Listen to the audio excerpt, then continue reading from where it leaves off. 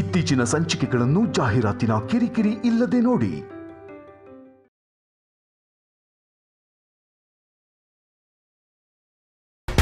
ಹೇಗೆ ಅರ್ಥ ಮಾಡ್ಕೋಬೇಕು?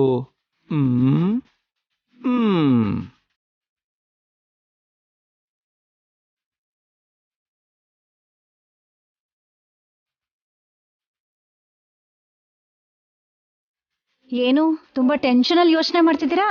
ಬ್ರೈನ್ ಅಲ್ಲಿ ಏನಾದ್ರೂ ಡೌಟ್ ಉಳ್ಕೊಂಡ್ಬಿಡ್ತು ಅಂದ್ರೆ ಬೇಡ ಅಂದ್ರೂ ಟೆನ್ಷನ್ ಓದ್ಕೊಂಡ್ ಬರ್ತಾ ಇರುತ್ತೆ. ಏನ್ ಡೌಟು? ಅದು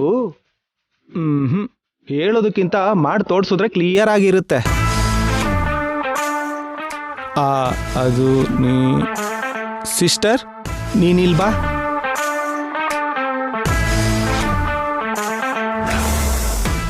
ಇಲ್ಲಿ ನಿಂತ್ಕೋ.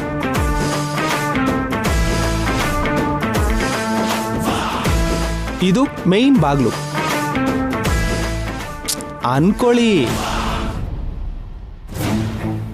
ನಾವಿಬ್ರು ಹೊರಗಡೆ ಇದ್ದೀವಿ, ನೀವಿಬ್ರು ಒಳಗಿದ್ದೀರಾ. ನಾನು ಶ್ರೀಕರ್, ನಮ್ ಲಾವಣ್ಯ ಏನೋ ಮುರಳಿ ತಂಗಿ ಅವನಿ. ಸುಮ್ನೆ ಅನ್ಕೊಳ್ಳಿ ಅಂತ ಹೇಳ್ತಿದ್ದೀನಿ. ಏ ವಸಂತ, ಇವಾಗ ನೀನು ಒಳಗಡೆ ಬನ್ನಿ ಅಂತ ಕರಿ ನಿಮ್ಮ ಅಮ್ಮನ ಹಾಗೆ. ಅಲ್ಲೇ ನಿಂತ್ಕೊಂಡ್ಬಿಟ್ರಲ್ಲ, ಒಳಗ್ ಬನ್ನಿ. ಬನ್ನಿ ಸಿಸ್ಟರ್.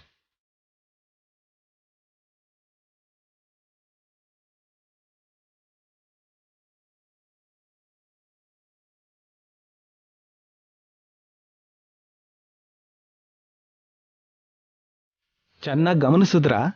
ಏನ್ ಗಮನಿಸೋದು? ಅವನಿನ ಮನೆಯೊಳಗೆ ಕರ್ಕೊಂಡು ಬಂದಾಗ ನೀವು ಗಮನಿಸಿದ್ರೋ ಇಲ್ವೋ, ಆದ್ರೆ ನಾನ್ ಚೆನ್ನಾಗಿ ಗಮನಿಸ್ದೆ. ಏನ್ ಗಮನಿಸಿದ್ರಿ? ಇವಾಗ ನಾವು ಬಂದ ಹಾಗೆ ಮುಂದೊಬ್ರು ಹಿಂದೊಬ್ರು ಬರ್ಲಿಲ್ಲ. ಇಬ್ರು ಒಂದೇ ಸರಿ ಕಾಲಿಟ್ರು, ಅದು ಕೂಡ ಬಲಗಾಲು ಮುಂದಿಟ್ಟು.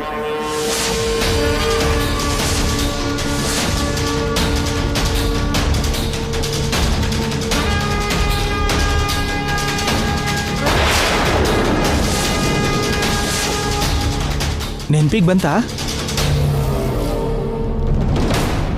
ಅದು ಮಾತ್ರನೇ ಅಲ್ಲ, ಚಿಕ್ಕ ಬಾಮೈದ ಬಾಯಿಗೆ ಕೀ ಅಡ್ಡ ಇಟ್ಕೊಂಡು ಏನೋ ಗುಸುಗುಸು ಮಾತಾಡೋದನ್ನ ನೋಡ್ದೆ.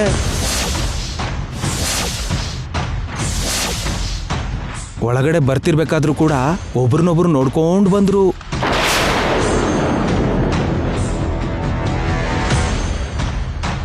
ಆ ಕತ್ತಲ್ ಹಾರ, ರೇಷ್ಮೆ ಸೀರೆ, ಆ ಅಲಂಕಾರ, ಈಡು ಮಾತ್ರನೇ ಕಡಿಮೆ ಆಗಿತ್ತು. ಹೊಸ ಸೊಸೆಯಾಗಿ ಕಾಲಿಟ್ಲು ಅನ್ನೋದ್ರಲ್ಲಿ ಬೇರೆ ಮಾತೇ ಇಲ್ಲ. ಹೌದು, ಆ ಸಮಯದಲ್ಲಿ ನಾನಷ್ಟು ಅಬ್ಸರ್ವ್ ಮಾಡ್ಲಿಲ್ಲ. ಆದ್ರೆ ನೀನ್ ಹೇಳ್ದಾಗೆ ನಡೆದಿರೋ ಹಾಗೆ ಅನ್ಸ್ತಿದೆ ಅಣ್ಣ. ಅವಳೇನಾದ್ರೂ ಇಲ್ಲೇ ಸೆಟಲ್ ಆಗ್ಬಿಡ್ತಾಳ ಏನೋ? ನನಗೂ ಅದೇ ಡೌಟ್ ಬರ್ತಿದೆ.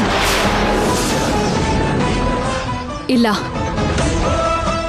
ಅತ್ತೆ ಅವ್ರು ಕೋರ್ಕೊಂಡಿರೋ ಜಾತಕ ಹೊಂದಿರೋ ಹುಡುಗಿನ ಮಾತ್ರನೇ ಸೊಸೆಯಾಗಿ ಅಕ್ಸೆಪ್ಟ್ ಮಾಡ್ಕೋತಾರೆ, ಇನ್ಯಾರನ್ನೂ ಅಕ್ಸೆಪ್ಟ್ ಮಾಡ್ಕೊಳಲ್ಲ. ನಿಜನೇ ಬಿಡಿ. ಇಲ್ಲ ಅಂದಿದ್ರೆ ನನ್ನ ಮಗಳನ್ನ ಒಪ್ಕೋತಿದ್ಲಲ್ವಾ? ಕರೆಕ್ಟು.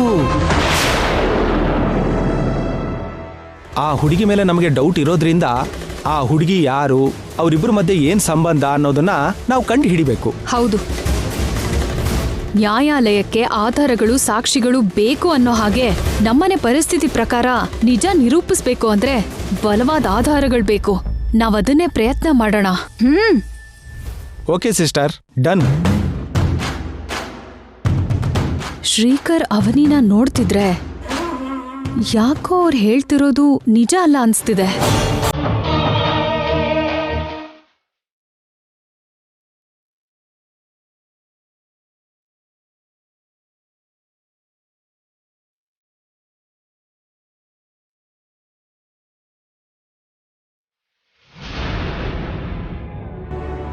ಕೂತ್ಕೋ ಅಮ್ಮ.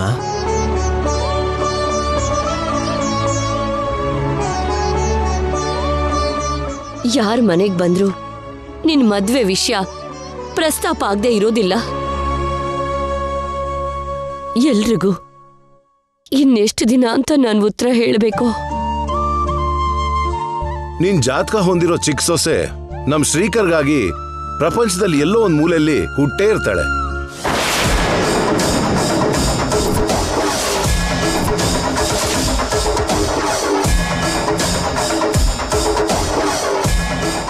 ಆ ಅದೃಷ್ಟ ಜಾತಕದವಳು ಬರೋವರೆಗೂ ನಮಗ್ ಕಾಯೋದು ತಪ್ಪೋದಿಲ್ಲ.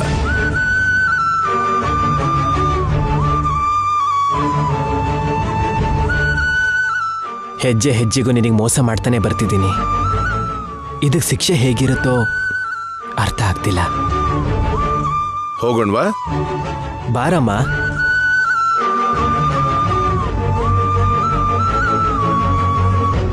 ಆಂಟಿ ಆಂಟಿ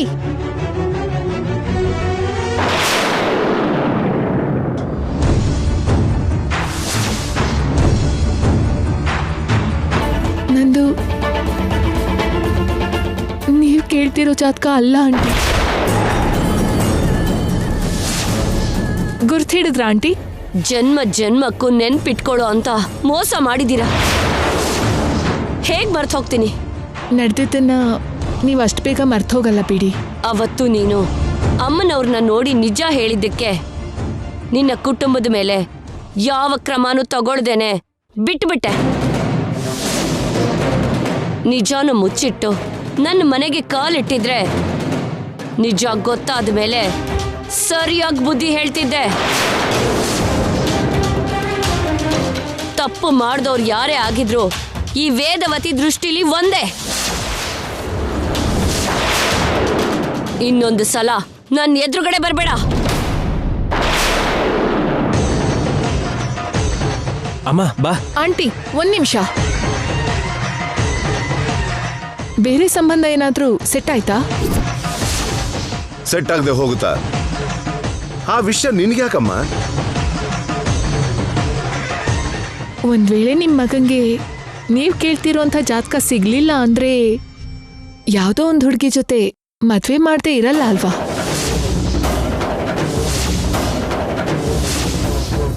ಅಂಥ ಪರಿಸ್ಥಿತಿ ಏನಾದ್ರೂ ಬಂದ್ರೆ ನನ್ನನ್ನು ಮರ್ತೋಗ್ಬೇಡಿ.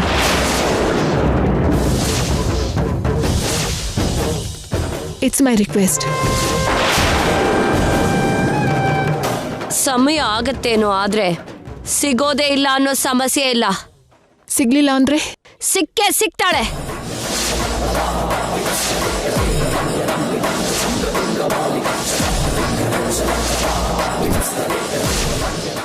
ಅಮ್ಮ ಎಮೋಷನ್ ಆಗೋ ಸಿಚುವೇಶನ್ನ ಕ್ರಿಯೇಟ್ ಮಾಡಬೇಡಿ ಪವಿತ್ರ.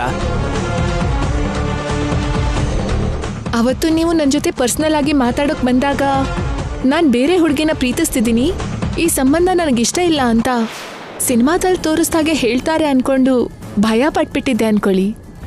ಹುಚ್ಚುಚ್ಚಾಗಿ ಮಾತಾಡ್ಬೇಡ. ನನ್ನ ಮಗ ಅಂತ ಕೆಲಸ ಮಾಡೋದಿಲ್ಲ. ಮದ್ವೆ ವಿಷಯ ತಡ ಆಗ್ತಿದ್ರೆ ನಿಮ್ ಮಗ ನಿಮ್ಗೂ ಕೂಡ ಹೇಳ್ದೇನೆ ಯಾರೋ ಒಬ್ರನ್ನ ಮದ್ವೆ ಮಾಡ್ಕೊಳ್ಳೋ ಅಪಾಯ ಇದೆ ಆಂಟಿ. ಬಾಯ್ ಮುಚ್ಚೋ.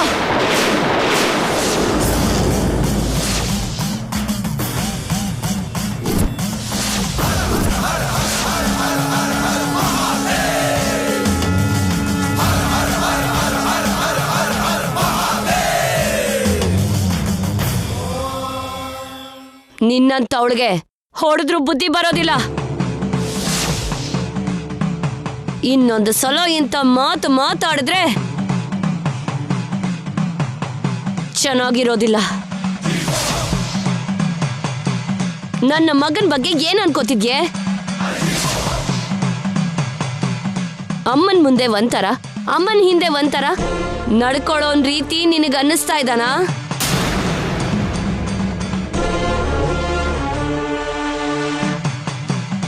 ನನ್ನ ಮಗನ್ ತರದವನು ಕೋಟಿಗೆ ಒಬ್ಬ ಇರೋದು ಕೂಡ ತುಂಬಾ ಕಷ್ಟ. ನನ್ನ ಮಗ ಬಂಗಾರ, ನನ್ನ ಪಾಲಿನ ವರ. ಇನ್ನೊಂದು ಸಲ ನಮ್ಮ ಎದುರುಗಡೆ ಬರೋ ಧೈರ್ಯ ಮಾಡಬೇಡ, ಹೊರಡೋ.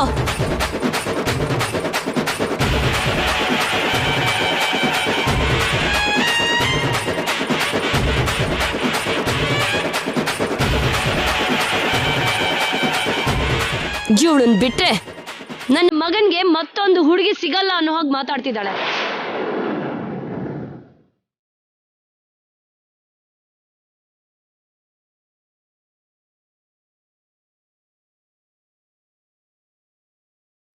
ವೇದ, ಅವಳ ಮಾತಿಗೆ ತಲೆ ಕೆಡಿಸ್ಕೊಳ್ಳೋ ಅವಶ್ಯಕತೆ ಇಲ್ಲ.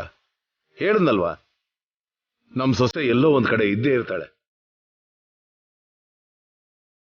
ನಮ್ ಕಣ್ಮುಂದೆ ಬರೋದಕ್ಕೆ ಸ್ವಲ್ಪ ತಡ ಆಗ್ಬೋದಷ್ಟೇ.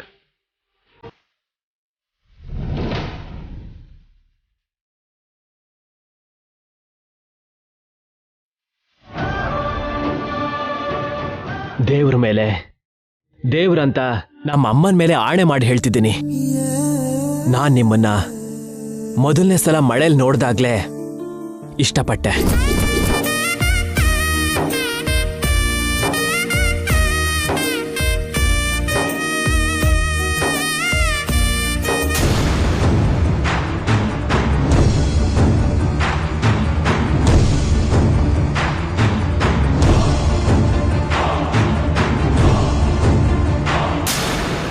ಅವನಿ ಬಲ್ಗಾಲಿಟ್ಟು ಒಳಗಡೆ ಎಂಟರ್ ಆಗಿದ್ದಾಳೆ ಅಂತ ಅಪ್ಪ ಹೇಳಿದ ಕ್ಷಣದಿಂದ ಅದ್ರಲ್ಲಿ ಏನಾದ್ರೂ ಮರ್ಮ ಇದ್ಯಾ ಅಂತ ತುಂಬಾ ಡೌಟ್ ಬರ್ತಾ ಇದೆ ಅತ್ತೆ. ಆ ಕಣ್ಣು, ಆ ನೋಟ, ಆ ವಯ್ಯಾರ ಎಲ್ಲ ಅತ್ತೆ ಮನೆಗ್ ಬಂದು ದೊಡ್ಡಸ್ತಿಕೆ ಮಾಡೋ ಸೊಸೆಗ್ ಕೂಡ ಇರಲ್ಲ. ಆ ಹುಡುಗಿ ಹಾಗಿದ್ದಾಳೆ. ಆ ರೂಮಲ್ಲಿ ಏನ್ ಮಾಡ್ತಿದ್ದಾಳೋ ಅಷ್ಟಕ್ಕೂ ಎಷ್ಟ್ ದಿನ ಇಲ್ಲೇ ಇರ್ತಾಳೆ ಅಂತ ತಿಳ್ಕೊಳ್ಳೋಣ ಬನ್ನಿ.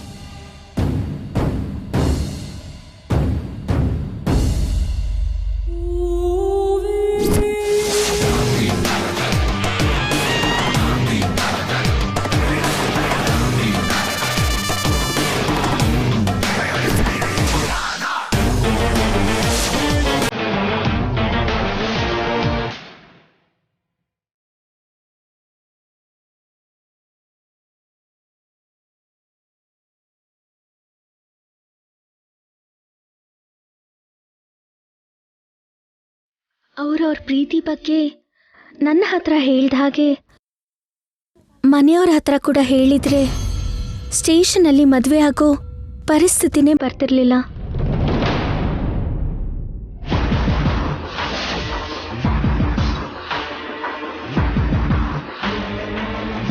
ಎಲ್ರ ಆಶೀರ್ವಾದದಿಂದ ನಮ್ಮ ಮದುವೆ ನಡೆದಿದ್ರೆ ಅತ್ತೆ ಮನೇಲಿ ಪ್ರಾಮಾಣಿಕವಾಗಿ ಕಾಲಿಡ್ತಾ ಇದ್ದೆ.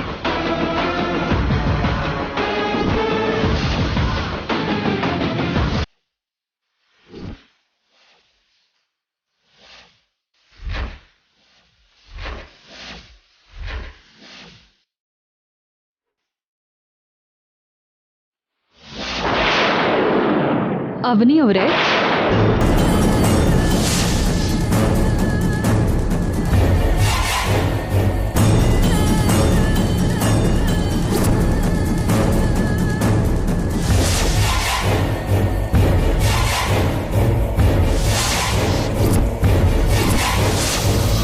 ತಾಳಿನೇನಾದ್ರೂ ನೋಡಿದ್ರಾ?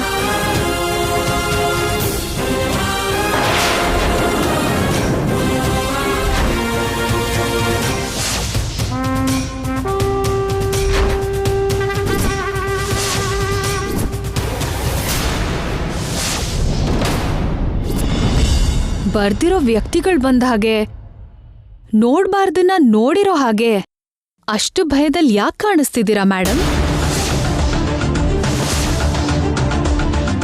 ಅಂಥದ್ದೇನಿಲ್ವಲ್ಲ. ಇಲ್ಲ ಅನ್ನೋರ್ ಹತ್ರನೇ ಏನೋ ಇದೆ ಅಂತ ಹೇಳ್ತಾರೆ. ಏನಿರತ್ತೆ ಹೇಳಿ? ಏನಾದ್ರೂ ಇದ್ರೆ ಎಷ್ಟು ದಿನ ಬಚ್ಚಿಡಕ್ಕಾಗತ್ತೆ ಬಿಡು. ಕೂತ್ಕೊಳ್ಳಿ. ನಮ್ಮನೆಗ್ ಬಂದು ನಮ್ಗೆ ಮರ್ಯಾದೆನಾ? ಅಂದ್ರೆ ಕ್ಯಾಶುಯಲ್ ಆಗಿ ಹೇಳ್ದೆ ಅಷ್ಟೇ. ಅಂದ್ರೆ ಮನಸ್ಫೂರ್ತಿಯಾಗಿ ಹೇಳಿಲ್ಲ ಅಂತಾಯ್ತು? ಮನಸ್ಫೂರ್ತಿಯಾಗಿ ಹೇಳ್ದೆ. ನನಗ್ ಹಾಗ ಅನ್ನಿಸ್ಲಿಲ್ಲ ಬಿಡು.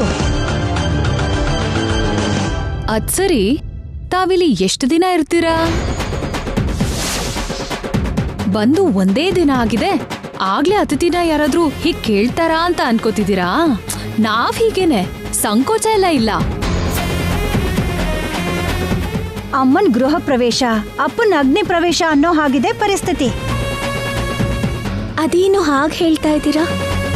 ನಮ್ಮ ಅತ್ಗೆ ಕರೆಕ್ಟ್ ಆಗಿ ಹೇಳ್ತಿದ್ದಾರೆ. ನೀನ್ ಮನೆಗೆ ಎಂಟ್ರಿ ಕೊಡ್ತಿದ್ದ ಹಾಗೆ ನಮ್ಗೆಲ್ಲ ಬೆಂಕಿಗೆ ದೂಕ್ದಾಗಿದೆ. ನಿಮ್ಗಷ್ಟೊಂದು ತೊಂದರೆ ಆಗೋ ಹಾಗೆ ನಾನೇನ್ ಮಾಡ್ದೆ ಅಂತ? ಆ ಮಾತೆಲ್ಲ ಬೇಡ ಬಿಡು. ಯಾವಾಗ ಹೋಗ್ತಿದ್ಯೋ ಹೇಳು. ಅಂದ್ರೆ ಅದು ಅದು ಕೇಳಿದ ತಕ್ಷಣ ಉತ್ತರ ಕೊಡದೇ ಇರೋರ್ ಹತ್ರ ಸ್ವಲ್ಪ ಜಾಗ್ರತೆ ಅಂತ ನಮ್ಮಮ್ಮ ಹೇಳ್ತಾ ಇದ್ಲು.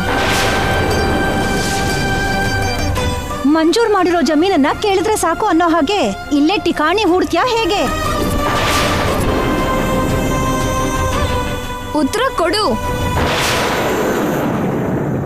ಸದ್ಯಕ್ಕೆ ನೀವು ಕೇಳೋ ಪ್ರಶ್ನೆಗೆ ನನ್ನ ಹತ್ರ ಅಂತೂ ಉತ್ತರ ಇಲ್ಲ. ಉತ್ತರ ಇಲ್ಲ ಅಂತಾನೆ ಬುದ್ಧಿವಂತಿಕೆ ಉತ್ತರನ ಹೇಳ್ದಾಗನ್ಸ್ತು.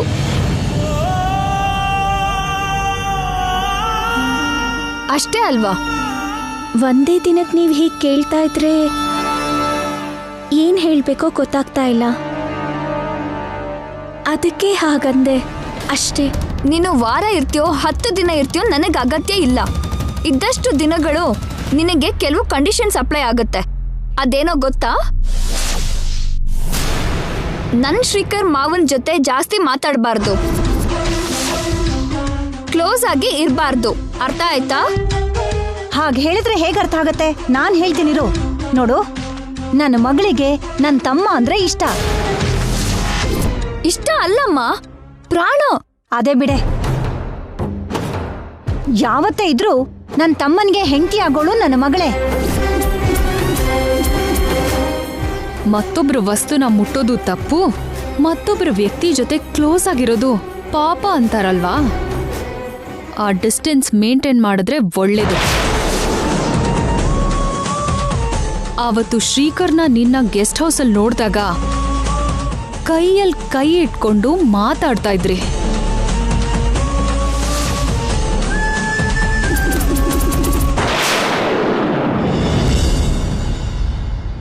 ನನ್ಗೊಂದು ಗೊತ್ತಾಗ್ದೆ ಕೇಳ್ತಾ ಇದ್ದೀನಿ, ಫ್ರೆಂಡ್ ತಂಗಿ ಹಾಗೆ ಇರ್ತಾಳಾ?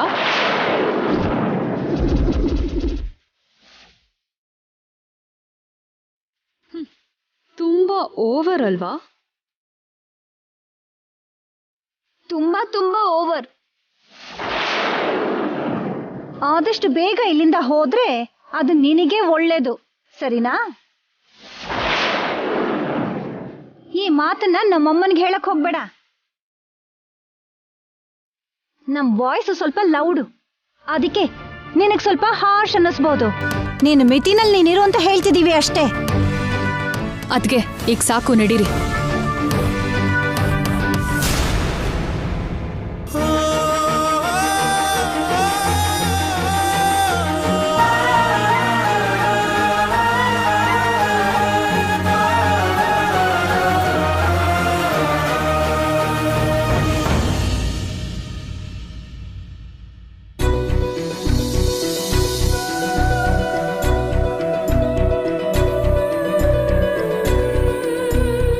ಗ್ಯಾಂಗ್ ಪೂರ್ತಿ ಯಾವಾಗ್ಲೂ ಹಾಲಲ್ಲೇ ಇರ್ತಿದ್ರು, ಇವಾಗ ಯಾರು ಇಲ್ಲ.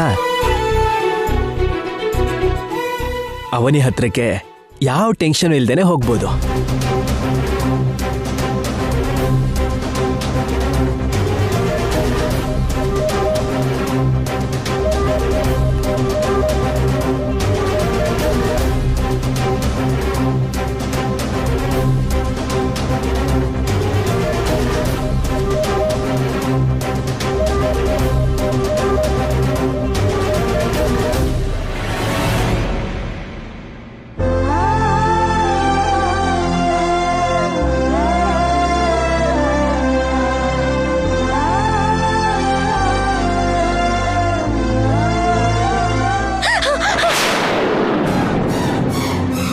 ಅಯ್ಯೋ, ಯಾಕಿಷ್ಟು ಭಯಪಟ್ಟೆ? ಯಾವ ಕಣ್ಣು ಯಾವಾಗ ಗಮನಿಸುತ್ತೋ ಅಂತ ಭಯ ಆಗ್ತಿದೆ ರೀ. ಮನೆ ಕಣ್ಗಳ ಬಗ್ಗೆ ಬಿಡು, ನಿನ್ ಕಣ್ಣೇನ್ ಹಾಗಾಗಿದೆ? ಹತ್ತಿರೋ ಹಾಗೆ. ಏನೂ ಇಲ್ಲ ರೀ. ಸುಳ್ಳು, ನಿಜ ಹೇಳು. ಈಗಷ್ಟೇ ನಿಮ್ಮ ಅಕ್ಕ ಅವರು ನನ್ನ ರೂಮಿಗೆ ಬಂದಿದ್ರು.